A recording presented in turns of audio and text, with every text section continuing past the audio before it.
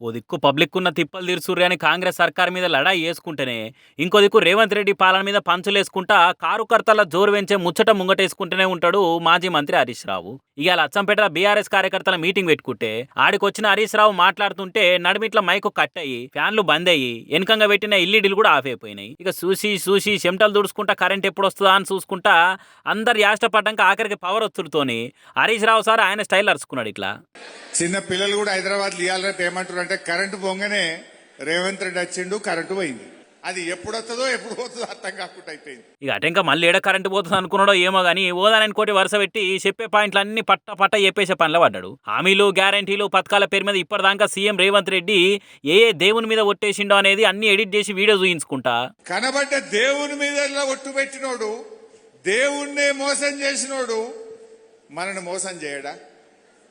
నిజంగా నల్లమల బిడ్డ అయితే దేవుని మీద ఒట్టు పెట్టి మాట తప్పుతాడే?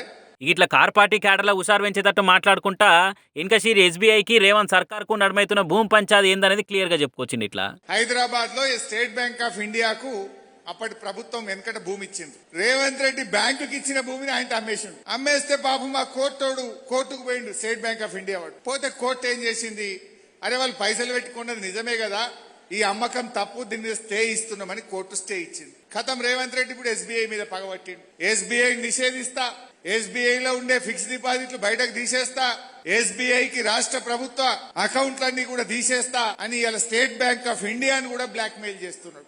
రేవంత్ రెడ్డి తీరు ఎట్లుందంటే ఎవరైనా ప్రశ్నిస్తే పగబట్టడు. ఇలా స్టేట్ బ్యాంక్ ఆఫ్ ఇండియానే నిషేధిస్తా అంటుండు. రేపు రిజర్వ్ బ్యాంక్ ఆఫ్ ఇండియా కూడా నీ మాట లేదనుకో, రిజర్వ్ బ్యాంక్ ఆఫ్ ఇండియాను కూడా నిషేధిస్తా అంటాడు. వరల్డ్ బ్యాంక్ కూడా నీ మాట లేదనుకో, ఈయన వరల్డ్ బ్యాంక్ కూడా నిషేధిస్తా అనే రకమే.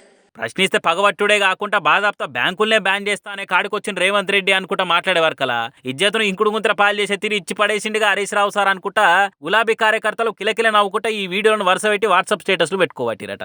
మరి ఇక బ్యాంకుల భూములతోని గవర్నమెంట్ కి అవుతున్న లొల్లి మీద పవర్ ఉన్న పార్టీలు ఏం క్లారిటీ ఇస్తారో ఏమో చూడాలి.